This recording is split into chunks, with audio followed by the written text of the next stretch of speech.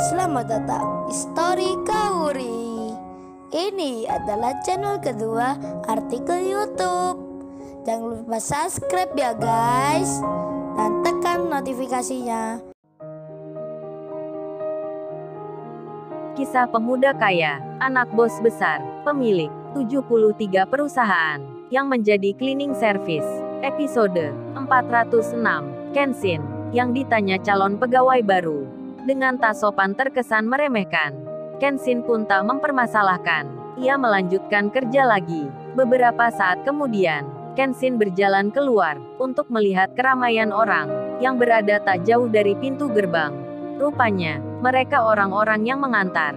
Dari calon karyawan, lagi menunggu di depan. Ada yang berada di motornya. Ada yang duduk di mobilnya.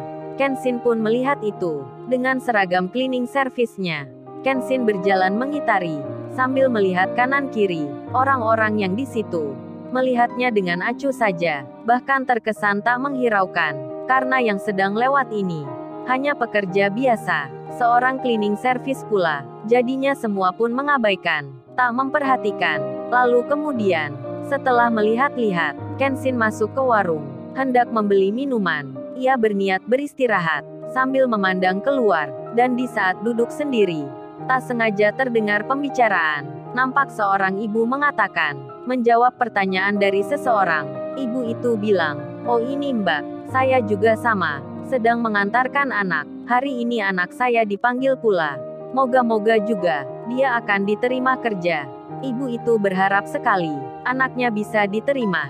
Dan orang di depannya bertanya, "Tapi kok ibu yang mengantar ya? Biasanya kan bapaknya atau kakaknya. Terus tadi ke sini naik apa ibunya?"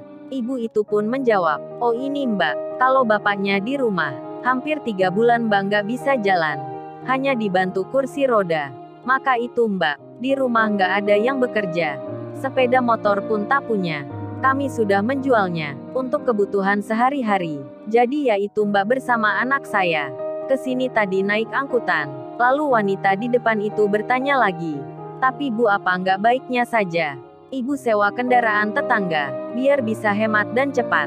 Kan kalau naik angkutan, biayanya makin mahal." Ibu itu menjawab, "Saya khawatir Mbak kalau sewa motor tetangga. Kalau ada rusaknya malah nggak enak. Uang dari mana Mbak untuk menggantinya? Sedang sewa rumah kami pun belum dibayar. Sudah telat 1 bulan. Ini pun saya bingung sekali. Makanya hari ini, saya sangat berharap pada putri kami satu-satunya. Kalau dia diterima kerja dan dapat gaji pertama, nanti uangnya itu akan kami bayarkan kontrakan. Jadi itu Mbak saya yang mengantar ke sini. Sekalian sambil mendoakan agar anak saya bisa langsung kerja." Ibu itu bercerita sambil mencurahkan hatinya. Yang bertanya pun jadi sedih. Kemudian ia bicara, "Kalau saya di sini mengantarkan adik, semoga aja ya Bu, putrinya Ibu langsung diterima." Setelah itu wanita tersebut mengeluarkan dompetnya, segera saja memberikan uang. Kemudian ia pun bilang, "Ini Bu, ada sedikit rezeki untuk ibunya. Jumlahnya nggak seberapa, mohon ini diterima. Kenalkan nama saya Andini." Ibu itu menjawab, "Nggak usah Mbak, terima kasih. Saya masih punya uang." Namun wanita muda itu bilang, "Nggak apa Bu, ini diterima saja. Siapa tahu nanti ada butuhnya." Ibu itu pun akhirnya menerima Kenshin yang di situ, yang sambil meneguk minumannya. Kenshin pun mendengar dan melihat percakapan orang yang tak jauh darinya, terutama ibu itu yang barusan cerita. Beliau yang sangat berharap sekali kalau anaknya diterima kerja. Kenshin pun jadi iba, dirinya merasa kasihan. Lalu Kenshin hendak bertanya, tapi tiba-tiba, ia yang malah ditanya. Ibu itu tiba-tiba menyapa, "Oh ya Mas, ini kerja di perusahaan itu ya?" Di saat yang sama Andini melihatnya. Melihat Kenshin yang duduk di situ. Laki-laki yang seperti seusianya, yang mengenakan seragam cleaning service. Kemudian Kenshin yang ditanya. Kenshin pun menjawabnya, "Iya Bu, saya kerja di situ." Dan ibu itu bertanya lagi, "Oh ini Mas, kira-kira wawancara kerjanya sampai jam berapa ya? Kan putri saya ada di dalam, lagi ikut interview." Kenshin pun bilang, "Oh kalau masalah itu, saya kurang tahu ya Bu. Tapi kalau sewaktu dulu masuk kerja di sini, saat saya wawancara cleaning service, Mungkin hanya setengah hari. Tapi kalau penerimaan pegawai kantor, perkiraan saya sih sampai sehari. Emang ada apa ya Bu? Ibu itu pun bicara. Oh ini Mas sebenarnya, kalaupun lama wawancaranya, saya sih nggak mengapa. Tapi bisa nggak saya minta tolong ke Masnya ini? Kenshin menjawabnya. Bisa saja Bu. Kalau saya mampu saya akan membantu. Ibu itu pun bilang, terima kasih ya Mas. Dan beliau langsung membeli makanan, beserta minuman dan roti, dari uang yang diberikan Andini. Kemudian ibu itu bicara, saya minta tolong ini ya Mas. Berikan makanan ini ke anak saya. Kasihan ia tak bawa uang. Dan juga tak bawa bekal. Saya khawatir kalau sampai sore, anak saya akan merasa lapar. Tolong ya Mas. Oh ya nama anak saya Luna. Luna Cahya. Nanti bilangkan ini dari ibunya. Tolong katakan juga, ibunya menunggu di warung. Menunggunya sampai pulang. Kenshin pun menerima itu. Ia bersedia dan mengiyakan. Lalu tiba-tiba, wanita muda yang di sebelahnya, yang bernama Andini, yang baru memberikan uang ke ibu itu. Andini pun juga sama, bicara ke Kenshin pula. Oh ya Mas ini nitip juga ya. Untuk adik saya, ini roti kesukaannya. Tolong kasihkan ya Mas. Nama adik saya Dita. Tolong sampaikan ini dari kakaknya. Oh ya perkenalkan nama saya Andini. Kenshin pun menerimanya. Lalu ia menjawabnya. Baiklah Mbak, ini nanti saya berikan. Tapi apa nggak baiknya, ibu dan mbaknya masuk ke perusahaan.